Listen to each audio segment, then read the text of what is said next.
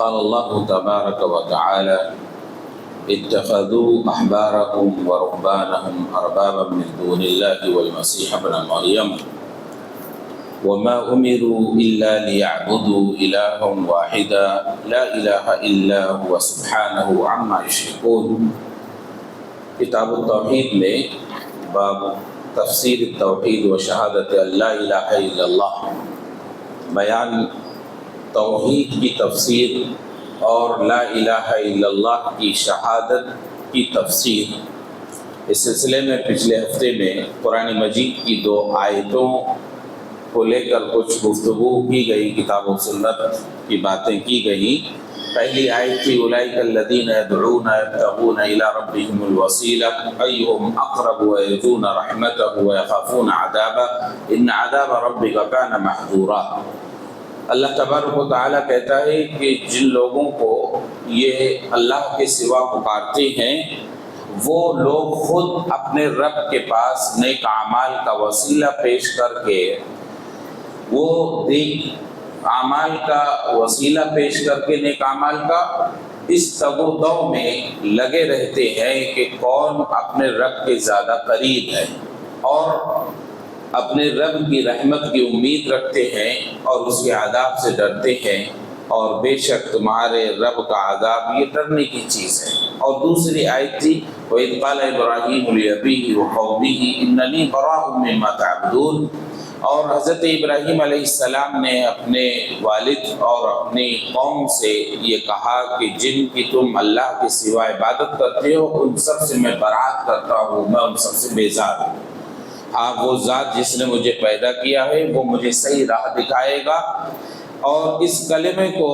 ان کی نسل کے اندر باقی رکھا گیا تاکہ دوسرے لوگ اس کو دیکھ کر اللہ کی طرف پلٹیں اور اللہ کی طرف رجوع کریں۔ یہ دونوں آیتوں کے سلسلے میں گفتگو ہوئی۔ آج یہ آیت ہے اتخذوا احبارهم ورهبانهم من دون اللہ، کہ ان لوگوں نے اپنے علماء کو اور اپنے عبادت کرنے والوں کو، عبادت گزاروں کو اللہ کے علاوہ رب بنا لیا ہے۔ اس آیت کے ٹکڑے کو مصنف رحمہ اللہ، یعنی جو کتاب ہے یہ کتاب التوحید، شیخ الاسلام محمد بن عبد الوہاب رحمہ اللہ نے اتنا ٹکڑا ذکر کیا ہے، اتخذوا احبارهم ورهبانهم اربابا من دون اللہ، کہ لوگوں نے اللہ کو چھوڑ کر اپنے علماء کو اور اپنے عباد کو، عبادت گزار لوگوں کو اللہ کے علاوہ رب بنا لیا ہے۔ اس کی تفسیر میں ایک حدیث پیش کی جاتی ہے، اللہ کے رسول صلی اللہ علیہ وسلم نے یہ آیت عدی بن حاتم الطائی پر تلاوت کی۔ حاتم طائی بہت مشہور عرب دنیا کے سخی انسان گزرے، اللہ کے رسول صلی اللہ علیہ وسلم نے بھی ان کی تعریف کی، ان کی سخاوت کی۔ عرب میں کوئی ایسا شخص نہیں جو حاتم طائی کو نہ جانتا ہو، اور ہمارے ہندوستان میں حاتم طائی پر ایک فلم بنی، اس کے نام سے جانتے ہیں۔ وہ سب من گڑت بات ہے، اس کا کوئی حقیقت سے کوئی لینا دینا نہیں ہے۔ میں اس لیے اس کو وضاحت کر رہا ہوں کہ بچپن پہ ہمارے اس کا بڑا چرچا تھا، لوگ سنتے تھے، اس کو دیکھتے تھے۔ اس میں عجیب و غریب قسم کے چیزیں ذکر کی ہے کہ جس کا تعلق کسی بھی طور پر اس واقعے سے بالکل نہیں ہے۔ اگر حاتم طائی کی کوئی حقیقت ہے تو وہ یہ حقیقت ہے کہ عرب کا بہت مشہور سخی انسان تھا، جس کے بارے میں تاریخ میں یہ کہا گیا ہے کہ اس کے گھر میں کبھی ایسا نہیں ہوا کہ چولہا بجھا ہو۔ ہمیشہ کہتے کہ راکھ کا ڈھیر ایک مہمان کے لیے ایک اونٹ ذبح کر دیتا اکیلا، کہتے پورے علاقے کے لوگ تاک میں لگے رہتے، مہمان پہنچے اور پورے شہر کو پھر گوشت کھانے ملے۔ ایسی سخاوت اس کی۔ اللہ کے رسول صلی اللہ علیہ وسلم نے بھی ان کی بیٹی جب آئی اس وقت تعریف کی، اور حاتم طائی کے بیٹے عدی بن حاتم جو اللہ کے رسول صلی اللہ علیہ وسلم کے صحابی بنے، ان کے سامنے اللہ کے رسول صلی اللہ علیہ وسلم نے یہ آیت تلاوت کی۔ کون سی آیت؟ اتخذوا احبارهم ورهبانهم اربابا من دون اللہ۔ پوری آیت اس طرح ہے کہ انہوں نے اللہ کو چھوڑ کر اپنے علماء کو، اپنے عباد کو، عبادت گزاروں کو رب بنا لیا ہے۔ والمسیح ابن مریم، اور ابن مریم کو، حضرت عیسیٰ کو رب بنا لیا ہے۔ وما امروا الا ليعبدوا الها واحدا، حالانکہ حکم یہ دیے گئے تھے وہ کہ صرف اور صرف ایک اللہ کی عبادت کرے، یہی حکم دیا گیا تھا۔ لا الہ الا ہو،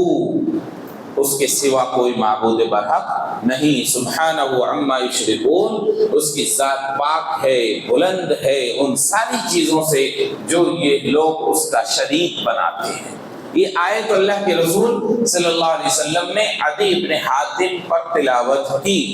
تو عدی ابن حاتم نے کہا یا رسول اللہ لسنا نعبدهم، ہم ان کی عبادت نہیں کرتے تھے۔ عدی ابن حاتم یہ بڑے پڑھے لکھے عیسائی گھرانے سے، اس لیے انہوں نے کہا یا رسول اللہ ہم ان کی عبادت نہیں کرتے تھے، کبھی بھی ہم نے ان کے سامنے سجدہ نہیں کیا، یعنی ہم بھی اسی گھرانے سے، اسی خاندان سے ہیں،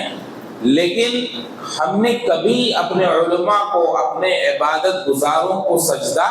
نہیں کیا، ہم نے ان کے سامنے کبھی اس طرح کا کوئی کام نہیں کیا جو ظاہر میں عبادت ہوتا ہے، ان کے لیے نمازیں نہیں پڑھی ہم نے ان کے لیے۔ اللہ کے رسول صلی اللہ علیہ وسلم لسنا نعبدهم، ہم ان کی عبادت نہیں کرتے تھے، اور قرآن کہہ رہا ہے کہ ان لوگوں نے اللہ کے علاوہ اپنے علماء کو، عبادت گزاروں کو معبود بنا لیا، رب بنا لیا۔ یہ آیت تلاوت سن کے عدی بن حاتم نے اللہ کے رسول کے سامنے یہ بات کہی۔ اللہ کے رسول صلی اللہ علیہ وسلم نے فرمایا الیس یحلون لکم ما حرم اللہ فتحلونہ، کہا عدی ابن حاتم کیا ایسا نہیں تھا کہ وہ لوگ، وہ علماء، وہ عبادت گزار جب تمہارے لیے اللہ کی حرام کردہ چیز کو حلال کرتے تو تم اس کو حلال نہیں سمجھتے تھے؟ اللہ نے اس کو حرام کیا لیکن تمہارے علماء نے اس کو حلال کر دیا، اس لیے تم اس کو حلال نہیں سمجھتے تھے؟ وَيُحَرِّمُونَ مَا حَلَّ اللَّهُ فَتُحَرِّمُونَهُ، اور اللہ نے جن چیزوں کو حلال کیا اگر تمہارے علماء، تمہارے عباد، عبادت گزار اگر اس کو حرام کر دیتے تو کیا تم لوگ اس کو حرام نہیں مان لیتے تھے؟ انہوں نے کہا بلا اے اللہ کے رسول صلی اللہ علیہ وسلم ایسا تو تھا۔ آپ نے فرمایا فَتِلْكَ عِبَادَتُهُمْ، ان کی بات کو اس حد تک ماننا یہی ان کی عبادت کرنا ہے، ان کی عبادت کرنا ہے۔ دیکھو کہا کہ نمازیں، ان کے لیے روزے، ان کے لیے زکوٰۃ، ایسا نہیں تھا کہ وہ ایسی عبادتیں کرتے تھے، لیکن ان کی کئی ہوئی بات جو وہ حلال کر دیں وہ حلال، اگرچہ وہ اللہ رب العالمین نے اس کو حرام کیا ہو، یہ اس حد تک مان لینا، یہ کیا ہے؟ ان کو رب بنا لینا، ان کو معبود بنا لینا ہے۔ اس آیت کی تفسیر میں اگر ہم جائیں اور اس پر غور کریں تو بہت ساری باتیں ہمارے یہاں پر اس امت کے اندر بھی اس طرح کی باتیں پائی جاتی ہیں اور دیکھا جاتا ہے۔ امام ابن تیمیہ رحمہ اللہ نے اس آیت کی تفسیر کرتے ہوئے کہا کہ دیکھیے وَهَؤُلَاءِ الَّذِينَ اتَّخَذُوا أَحْبَارَهُمْ وَرُهْبَانَهُمْ أَرْبَابًا حَيْثُ أَطَاعُوهُمْ فِي تَحْلِيلِ مَا حَرَّمَ اللَّهُ وَتَحْرِيمِ مَا أَحَلَّ اللَّهُ، ان لوگوں نے اپنے جو علماء اور اپنے عبادت گزاروں کو جو رب بنایا وہ اس طرح کہ انہوں نے ان کے حلال اور ان کے حرام میں پوری طریقے سے انہی کی اطاعت کی۔ اس کے بعد وہ کہتے ہیں دو شکلیں ہوتی ہیں، اس پر غور کریں۔ پہلی شکل یہ ہوتی ہے کہ أَن يَعْلَمُوا أَنَّهُمْ بَدَّلُوا دِينَ اللَّهِ، کہ وہ لوگ جانتے ہیں کہ ان لوگوں نے اللہ کے دین میں تبدیلی کی ہے، وَيَتَّبِعُونَ عَلَى هَذَا التَّبْدِيلِ، اور وہ اس تبدیلی پر ان کی اتباع کرتے ہیں، فَيَعْتَقِدُونَ تَحْلِيلُ مَا حَرَّمَ اللَّهُ وَتَحْرِيمَ مَا أَحَلَّ اللَّهُ، اور یہ یقین رکھتے ہیں، یہ عقیدہ رکھتے ہیں کہ یہ لوگ اللہ کی حرام چیزوں کو حلال کر سکتے ہیں اور اللہ کی حلال چیزوں کو حرام کر سکتے ہیں، اتباعا لرؤسائہ، اس طرح سے اپنے بڑوں کی، اپنے علماء کی اس طرح سے اگر اتباع کرتے ہیں، مع علمہم انہم خالفوا دین الرسول، اور یہ بھی جانتے ہوئے کہ اللہ کے رسول کی یہ دین کی مخالفت کر رہے ہیں، اس کے باوجود اپنے علماء کو، اپنے رہبان کو بڑا مان کر ان کی حلال چیزوں کو حلال ماننا، اگرچہ اللہ نے حرام کیا ہو، اور ان کی حرام کردہ چیزیں اگرچہ اللہ نے حلال کیا ہو اس کو مان لینا، کہا کہ ھذا کفر، یہ کفر ہے، یہ کفر ہے۔ وقد جعلہ اللہ ورسولہ شرکا، گویا کہ اس وَإِن لَّمْ يَكُونُوا يُصَلُّونَ لَهُمْ وَيَسْجُدُونَ لَهُمْ، اگرچہ وہ ان کے لیے نمازیں نہ پڑھیں، ان کے لیے سجدے نہ کریں، لیکن انہوں نے اس درجے میں اپنے بڑوں کو اتار لیا ہے۔ اب اس کے بعد کہتے ہیں دوسری چیز یہ ہے کہ اعتقاد اور ایمان تو اللہ کے حرام کردہ پر حرام ہی کا ہو، اللہ کے حلال کردہ پر حلال ہی کا ہو، لیکن وہ اطاعت کرتے ہیں معصیت کے طور پر، اپنے بڑوں کی اطاعت کرتے ہیں معصیت کے طور پر، ان کی حلال کو یہ نہیں درجہ دیتے کہ ان کو درجہ مل گیا ہے کہ حلال کر لیں اللہ کے حرام کردہ چیز کو، یا اللہ رب العالمین کے حلال کردہ چیز کو حرام اور حرام کو حلال کر دیں، یہ یقین نہیں رکھتے، لیکن ان کی اطاعت کرتے ہیں معصیت میں۔ تو کہتے ہیں یہ گویا کہ ایسے تو مسلمان آج دنیا میں بھرے پڑے ہوئے ہیں، اور یہ گویا کہ دونوں گناہ کرنے والے لوگوں میں سے ہیں۔ اب ان کے لیے حکم انما الطاعۃ فی المعروف، معروف میں اطاعت کرنا چاہیے، منکر میں اطاعت نہیں ہوتی۔ آپ کے والد ہو، آپ کی والدہ ہو، جو بھی ہو، اگر وہ آپ کو اللہ اس کے رسول کی اطاعت کے خلاف لے جانا چاہتے ہیں، اور آپ یہ یقین رکھتے ہیں کہ اللہ اس کے رسول کا حکم ان کے خلاف ہی ہے، اس کی اطاعت آپ کے اوپر لازم نہیں ہوتی ہے۔ یہاں پر بہت سارے لوگ، اور اکثر ہمارا جو ابھی دور ہے اسی میں جی رہے ہیں، یقین اور اعتقاد تو نہیں رکھتے اس کے حلال کا،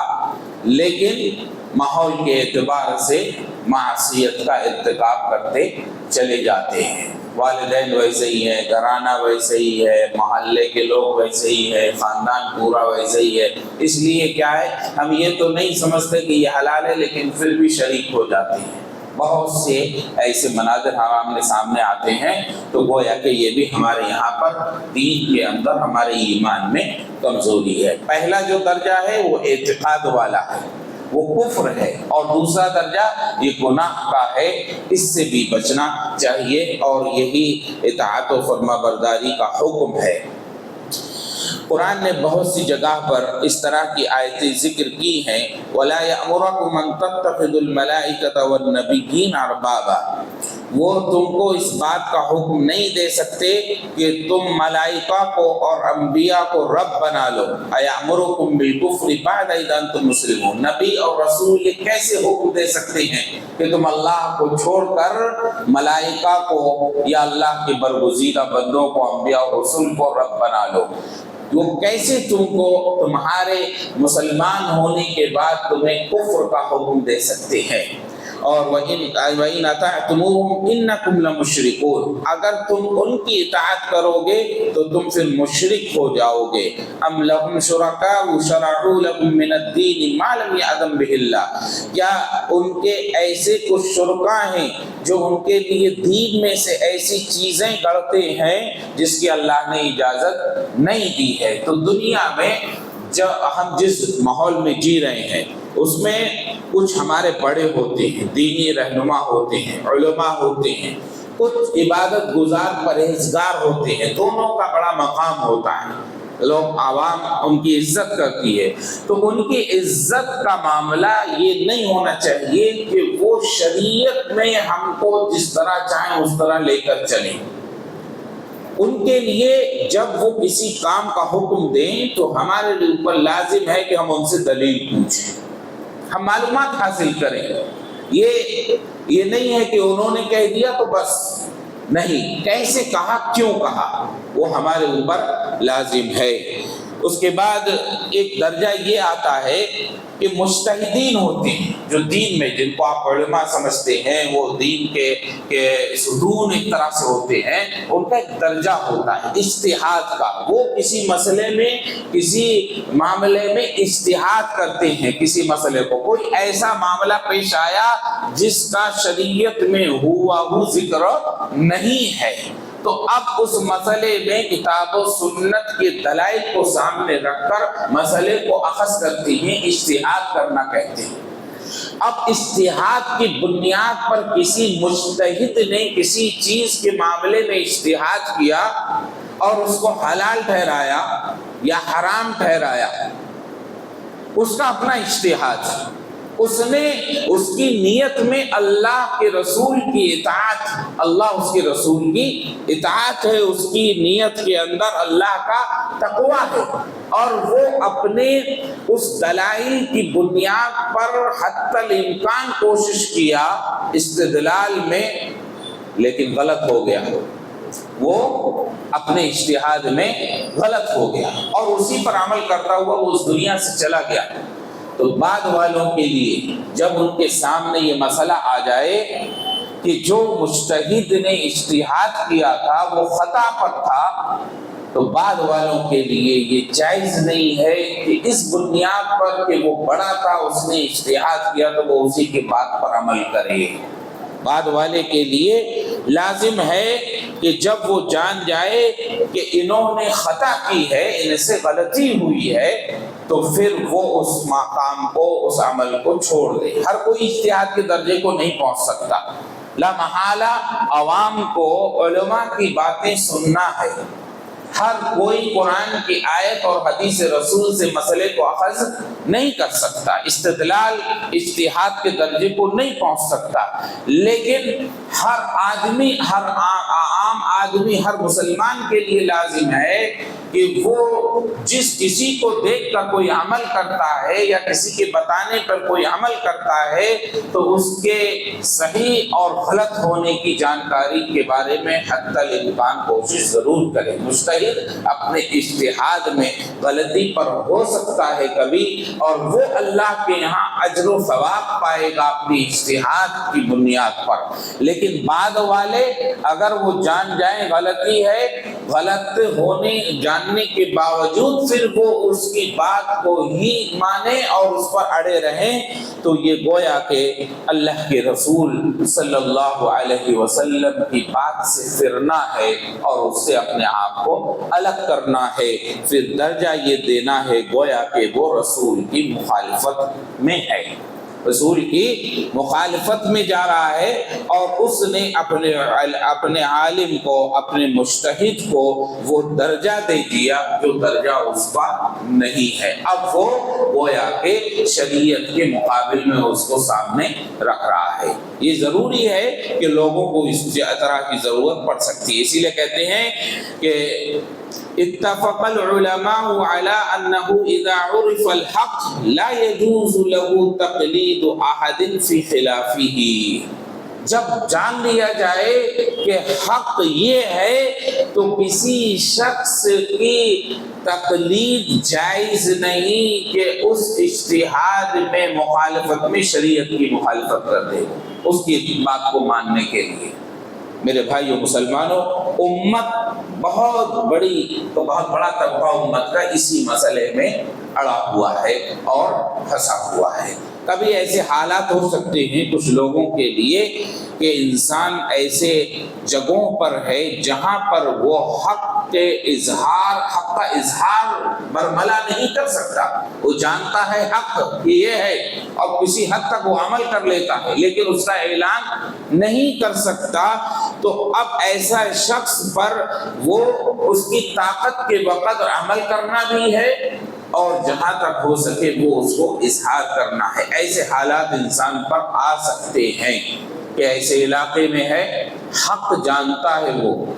لیکن حق کو لوگوں کے سامنے برملا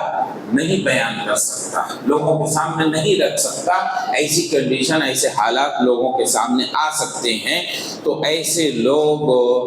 اللہ رب العالمین کے یہاں پر معذور سمجھے جائیں گے۔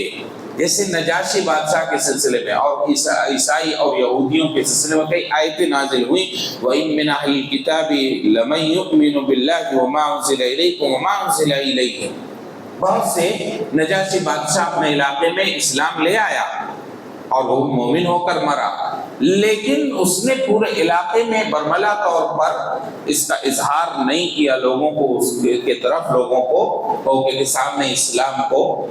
پوری طرح سے پیش نہیں کر سکا۔ ایسے حالات ہو سکتے ہیں۔ وَإِذَا سَمِعُوا مَا أُنزِلَ إِلَى الرَّسُولِ تَرَىٰ أَعْيُنُهُمْ تَفِيضُ مِنَ الدَّمْعِ يفيض من الدمع مما عرفوا من الحق اور ومن قوم موسى أمة يهدون بالحق وبه يعدلون۔ یہ کئی ایک آیتیں ہیں جس میں اس بات کی طرف اشارہ ملتا ہے کہ کچھ لوگ ایسے علاقے میں ہو سکتے ہیں کہ جہاں وہ حق جان لیے اور وہ اپنی طاقت کے بقدر اس پر عمل کر رہے ہیں، لیکن جو ان کے مخالف ہے اس کے خلاف بہت زیادہ آواز نہیں کر سکتے، اس کا اظہار نہیں کر سکتے۔ لیکن ہمارا معاشرہ اس چیز کا سامنا کر رہا ہے کہ مسلمانوں کے درمیان میں ہے ہم، اور امت نے اجتہاد کی بنیاد پر الگ الگ مسلک بنائے اور اس مسلک کو لوگ اتنی مضبوطی سے پکڑ لیے، حدیث رسول سامنے آ جائے اس کی پرواہ نہیں، لیکن مسلک ہمارا کیا کہتا ہے وہی حق ہے۔ اس بنیاد پر میرے بھائیوں امت کے اندر تفرقہ پڑ گیا۔ کہتے ہیں اگر مجتہد کی بات کو ماننے والا انسان حق کی تفصیل معرفت کے سلسلے میں اگر عاجز ہے تو وہ ان مسائل کو، جن مسائل کو وہ حق جان رہا ہے اور اس کو معلوم ہو گیا کہ اس مسئلے میں میرے عالم صحیح ہیں، وہ اس پر عمل کرے گا، وہ اس پر عمل کرے گا۔ لیکن بہت سی باریک باتوں میں جانے کے بعد اس کو مسئلہ سمجھ میں نہیں آتا، وہ ہر بات کو نہیں سمجھ سکتا۔ اب اس کا مجتہد اگر غلطی کیا ہے، اگر وہ اس پر عمل کر لے رہا ہے اور وہ عاجز ہے کہ اس مسئلے کی باریکی میں جائے اور وہ اسی غلطی پر عمل کرتا ہے، تو اہل علم کہتے ہیں اللہ تبارک و تعالی ایسے شخص کو معذور سمجھے گا۔ جیسے وہ شخص جو انسان بھرپور کوشش کیا نماز کے وقت میں، لیکن وہ قبلے کی سمت کو نہیں جان سک رہا ہے، کوشش پوری کر رہا ہے، لیکن قبلہ کس طرف ہے حقیقی معنی میں اس نے کوشش کر لی، اب وہ عاجز آ گیا اور جس طرف اس نے درست سمجھا اس طرف روک کر کے نماز پڑھ لیا اور بعد میں معلوم ہوا قبلہ تو دوسری طرف تھا، تو اب ایسے شخص کی پکڑ نہیں ہوگی۔ ویسے ہی ایک آدمی اگر کسی عالم کی بات کو سنا اور اس کی تفصیل اور باریکی میں وہ نہیں جا سکا اور اس کو معلومات نہیں ہو سکی، اسی عالم کی بات کو مان کر اس نے عمل کر لیا، تو وہ اللہ کے یہاں کیا ہوگا؟ معذور ہوگا۔ لیکن جو شخص کسی شخص کی تقلید اندھے طریقے سے مانے، وہ کبھی کوشش نہ کرے کہ کیا حق اور کیا باطل ہے، کیا درست اور کیا غلط ہے، بس میں نے مان لیا کہ اس عالم کی بیعت ہے، اسی کی بات کو ماننا ہے، تب ایسے حالات میں کہتے ہیں وہ عالم نے اگر اجتہاد کیا ہے، وہ غلطی پر ہے تو وہ تو اجر پائے گا، لیکن یہ شخص جو اندھا تقلید کرنے لگا اس کی، یہ شخص گناہگار ہوگا، یہ شخص گناہگار ہو، کیونکہ اس پر جاننا ضروری، ہر انسان پر لازم ہے کہ وہ جاننے کی کوشش کرے اپنی طاقت کے بقدر، لیکن اس نے پہلے ہی ہتھیار ڈال دیا ہے کہ مجھے انہی کی بات ماننا ہے، مجھے نہیں جاننا ہے کہ کیا صحیح اور کیا غلط ہے۔ تو ایسا شخص اگر اس کا مجتہد غلطی پر ہوا تو وہ تو اللہ کے یہاں اجر پائے گا، لیکن یہ گناہگار ہوگا۔ اس کی مثال کہتے ہیں ایسے ہی ہے، اس قرآن کی آیت میں کوئی آدمی اپنی طرف سے کوئی بات کہے، تفسیر میں کوئی اجتہاد کرے قرآن کی آیت سے، کوئی رائے اپنی پیش کرے قرآن کی آیت کے بارے میں، اور اس کی وہ رائے بعد میں صحیح بھی ثابت ہو جائے، تب بھی وہ گناہگار ہوتا ہے، تب بھی وہ گناہگار ہوتا ہے۔ اس لیے کہا گیا کہ کسی بھی مجتہد کی یا کسی بھی عالم کی بات کو اندھے طریقے سے نہیں ماننا چاہیے، بلکہ ہم کو چاہیے کہ ہم ہر مسئلے میں تحقیق کریں، ہم جاننے کی کوشش کریں کہ انہوں نے یہ مسئلہ کہاں سے اخذ کیا ہے، کیا بنیاد ہے اس پر۔ اگر امت کے اندر ایسے لوگ پیدا ہو جائیں جو معاشرہ ایسے لوگوں سے بھرا ہوا ہو، تو پھر اس معاشرے کے اندر عبادتوں کی برکت سے، ہر اعتبار سے مسلمانوں کا وہ علاقہ اور وہ محلہ بہترین نظر آئے گا آپ کو، وہاں لوگ اچھے طریقے سے زندگی گزارتے ہوئے نظر آئیں گے۔ ورنہ آج مسلمانوں پر جس طرح کے حالات ہیں، ان میں انہی سبھی چیزوں کا بڑا کردار ہے۔ دوسری آیت ہے وَمِنَ النَّاسِ مَن يَتَّخِذُ مِن دُونِ اللَّهِ أَندَادًا يُحِبُّونَهُمْ كَحُبِّ اللَّهِ وَالَّذِينَ آمَنُوا أَشَدُّ حُبًّا لِلَّهِ۔ لوگوں میں سے بعض وہ ہیں جنہوں نے اللہ کو چھوڑ کر دوسروں کو اللہ کا شریک ٹھہرا لیا ہے، اور وہ ان سے محبت اس طرح کرتے ہیں جس طرح کہ اللہ سے محبت کرنا چاہیے۔ وَالَّذِينَ آمَنُوا أَشَدُّ حُبًّا لِلَّهِ، لیکن ایمان والے وہ اللہ کی محبت میں بہت آگے نکلنے والے ہیں۔ تو اس سے پہلی آیت کے اندر کیا ہوا؟ یہ بات بیان کی گئی کہ علماء اور عبادت گزاروں کو بڑا سمجھ کر ان کی باتوں کو آخری بات مان لینا، بغیر اس تحقیق کے کہ اللہ اس کے رسول کا کیا حکم ہے، یہ کیا ہے، رب بنا لینا ہے۔ دوسری آیت کے اندر محبت کا ذکر ہے۔ محبت میں ہی آدمی پاگل ہوتا ہے، اس میں بھی آدمی اندھا ہو جاتا ہے۔ اس لیے اللہ اس کے رسول کی محبت، یہ ساری محبتوں پر غالب ہونا چاہیے۔ اگر ایسا نہیں ہے تو آپ دیکھیں دنیا کے اندر کہ اس محبت، معمولی سی محبت کہ کسی کو کسی سے عشق ہو گیا تو وہ اپنے آپ کو ہلاک کر لیتا ہے، اپنی جان سے ہاتھ دھو بیٹھتا ہے۔ کیوں؟ اس بنیاد پر ابھی ہمارے علاقے میں کئی اس طرح کے حادثے ہوئے، نوجوان جو ابھی اپنی عمر کی مضبوطی کو نہیں پہنچے اور وہ اس طرح کے معاملے کے شکار ہو جا رہے ہیں۔ کئی ایک واقعات اس طرح کے،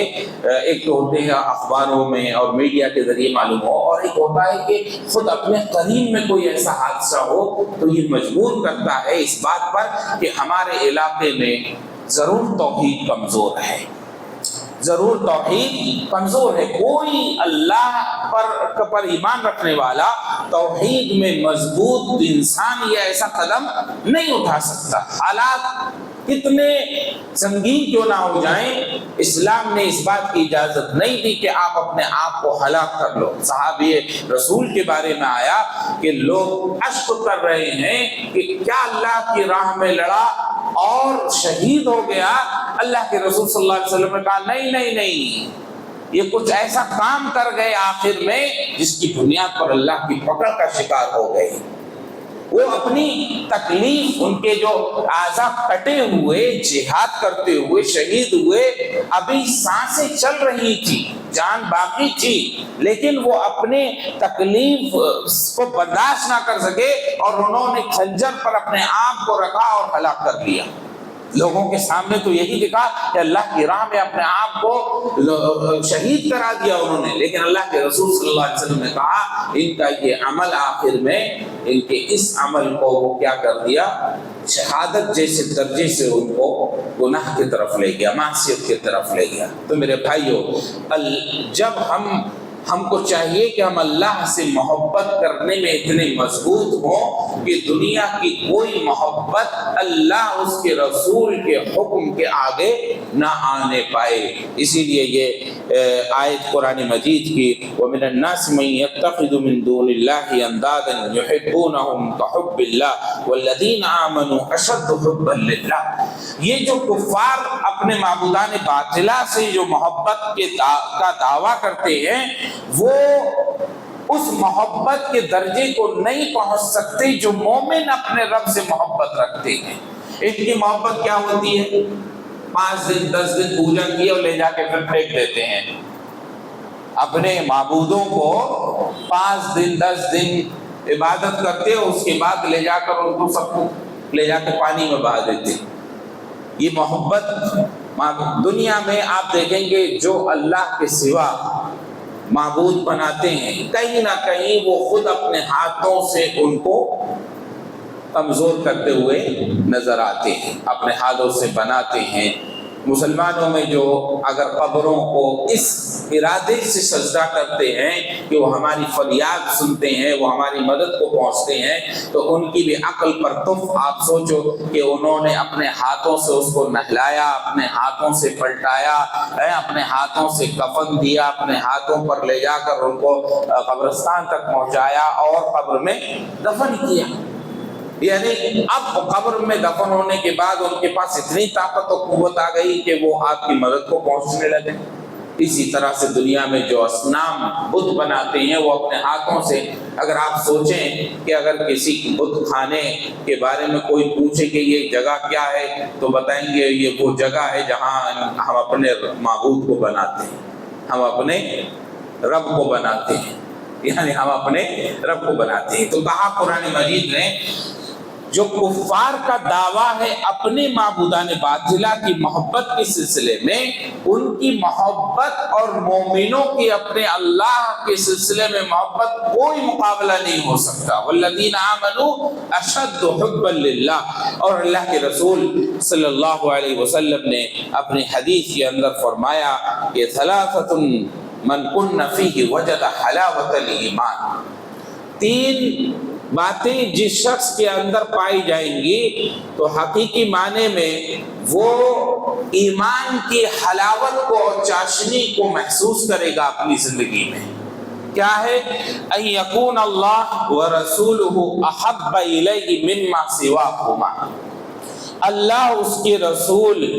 اس کے نزدیک سب سے زیادہ محبوب ہو. دنیا کی کوئی چیز اس کے نزدیک اتنی محبوب نہ ہو جتنا کہ اللہ اس کے رسول ہو. ساری محبتیں اللہ اس کے رسول کے بعد ہوں. وَيُحِبَّ الْمَرْءَ لَا يُحِبُّهُ إِلَّا لِلَّهِ. اب جب اللہ اس کے رسول اس کے نزدیک سب سے محبوب تو اب وہ جس سے بھی محبت کرے تو صرف اور صرف اللہ کے لیے محبت کرے. پہلی چیز کہ اللہ اس کے رسول سب سے محبوب ہو. دوسری بات اب وہ جس سے بھی محبت کرے گا تو وہ اللہ کے لیے محبت کرے گا، اپنے نفس کے لیے نہیں، اپنی ذات کے لیے نہیں. ہو سکتا ہے اس کو بہت پسند ہو کوئی بات، کوئی چیز، کسی کا کوئی ادا، لیکن وہ تولتا ہے اس محبت کو اللہ اس کے رسول کی محبت پر. وَإِن يَكْرَهَ يَعُودَ فِي الْكُفْرِ بَعْدَ إِذْ أَنْقَذَهُ اللَّهُ مِنْهُ كَمَا يَكْرَهُ أَنْ يُلْقَى فِي النَّارِ. اور اس کو اب کفر میں پلٹنا بعد اس کے اللہ نے اس کو ہدایت نصیب کر دی، ایسے ہی ناپسند ہو جس طرح کہ اس کو یہ ناپسند ہے کہ اس کو آگ میں ڈالا جائے. اس حد تک اب اس کو کسی بھی حکم کے معاملے میں شریعت کا کوئی بھی حکم ہو، جب وہ اس کے سامنے بات آ جائے تو وہ یہ بالکل بھی نہ ٹھہر کر سوچے اس پر عمل کرنا ہے کہ نہیں. ہمارے لیے یہ بات یعنی ایک دم پھر جانا تو بہت بڑی بات ہے. شریعت کا کوئی حکم جب ہمارے سامنے آ جائے تو ظاہر سی بات ہے کہ اگر وہ ثابت ہے شریعت کا حکم ہے، اب اس کے بارے میں کیا سوچنا، اس کی مخالفت میں کیا سوچنا. ایسے ہی ہمارے لیے ناپسند ہو کہ اگر ہمارے ہاتھ میں انگارہ دے دیا جائے یا ہم کو آگ میں چھوڑ دیا جائے. یہ 3 باتیں اگر ہمارے اندر ہم محسوس کرتے ہیں تو سمجھ لو یقینی معنی طور پر ہمارے اندر اللہ اس کے رسول کی اس محبت کی بنیاد پر ہم اپنی زندگی کے اندر ایمان کی حلاوت اور چاشنی کو محسوس کریں گے. ورنہ ہم جس دور میں جی رہے ہیں ہم دیکھتے ہیں کہ لوگ تھوڑی تھوڑی سی محبت کے لیے بڑی بڑی چیز کو قربان کرتے ہوئے چلے جا رہے ہیں. مسلمان نوجوانوں کے لیے خاص طور پر آج کے درس میں یہ سبق ہے کہ وہ اپنے اندر توحید کا، اس کا باب یہی ہے، آج کے درس کا جو باب ہے کہ توحید اور شہادت اللہ الہ الا اللہ کی تفسیر۔ تو ہم جب اس کی تفسیر میں جاتے ہیں تو ہمیں یہ چیز معلوم ہوتی ہے، اللہ اس کے رسول کی محبت اس درجے ہونا چاہیے کہ تمہارے دل کے اندر کوئی بھی محبت آ کر بیٹھ گئی ہے، وہ محبت اس محبت پر تول کر دیکھنا چاہیے۔ اور مسلم معاشرے کو چاہیے کہ اگر بچے اس معاملے میں کوئی بات پیش کرتے ہیں تو اس کو غور و فکر کرنا چاہیے، محض انانیت پر اور اپنے خاندانی بغض و دشمنی یا خاندانی انا کی بنیاد پر ان چیزوں کو رد بھی نہیں کرنا چاہیے۔ یہاں پر دونوں طرف سے افراط اور تفریط کا شکار ہے ہم لوگ۔ ہم اس درجے پر تو الحمدللہ ہمارا معاشرہ نہیں جاتا، لیکن بعض نوجوان جب اس طرح کا قدم اٹھاتے ہیں جو اپنے کسی سے محبت کے معاملے میں جب وہ اپنے آپ کو ہلاک کے درجے پر لے جاتے ہیں تو گویا کہ ان کی تربیت کتاب اللہ سنت رسول اللہ پر نہیں ہے۔ انہوں نے جو شہادت اللہ اشہد ان لا الہ الا اللہ و اشہد ان محمد رسول اللہ جو کہا ہے، جو بچپن پر ان کو کلمہ شہادت یاد دلایا گیا، جو بچپن پر ان کو کلمہ توحید یاد دلایا گیا، وہ یاد تو رہا لیکن اس کے بارے میں ان کو علم نہیں دیا گیا، اس کے بارے میں ان کو بہت باریک اور عمیق ان کو گہری سوچ نہیں دی گئی۔ اس بنیاد پر وہ اس حد کو پہنچ جاتے ہیں۔ ہمیشہ اللہ اس کے رسول کی محبت کو غالب رکھیں، یہی چیز ہم کو جنت تک لے جانے والی ہے، اور یہی چیز ہمارے دنیا میں بھی کامیابی کا ذریعہ ہے۔ ورنہ لوگ ماں باپ کی محبت میں، بیوی کی محبت میں، خاندان کی محبت میں، ملک اور حکومت کی محبت میں، آج یہ ساری محبتیں غالب نظر آتی ہیں اللہ اس کے رسول کی محبت پر۔ اس لیے ہمیں توحید کی طرف بلایا جاتا ہے، ہم اپنے آپ کو توحید والا کہتے ہیں، تو ہماری زندگیوں میں کوئی اس طرح کا کام نہ ہو جو یہ بتائے کہ ہم اللہ اس کے رسول کی محبت پر کسی دوسری محبت کو مقدم کر رہے ہیں۔ ہو سکتا ہے کہ شرک کے حد تک نہ جائیں، لیکن ہماری اپنی توحید کی بلندی میں اور اس کے کمال میں کمی آ سکتی ہے۔ اللہ تبارک و تعالی ہمیں دین کی صحیح سمجھ عطا فرمائے، اور ہمیں اللہ اس کے رسول سے ویسی محبت کرنے کی توفیق عطا فرما جس طرح کے ہمارے عقیدے کا حق ہے۔ ہمارا ایمان جو ہم سے چاہتا ہے کہ ہم اللہ اس کے رسول سے اس طرح محبت کریں، تو اسی انداز میں ہمیں محبت کرنے کی توفیق عطا فرمائے۔ تمام محبتیں جو اللہ اس کے رسول اور شریعت سے ٹکرانے والی ہوں، ان محبتوں کی پرواہ کیے بغیر ہم شریعت پر جمے رہیں۔ رب العالمین جب تک ہم اس دنیا میں رہیں اسلام پر عمل پیرا رہیں، ہمارا خاتمہ ایمان پر فرما۔ سبحانک اللہم و بحمدک، اشہد ان لا الہ الا انت، استغفرک و اتوب الیک۔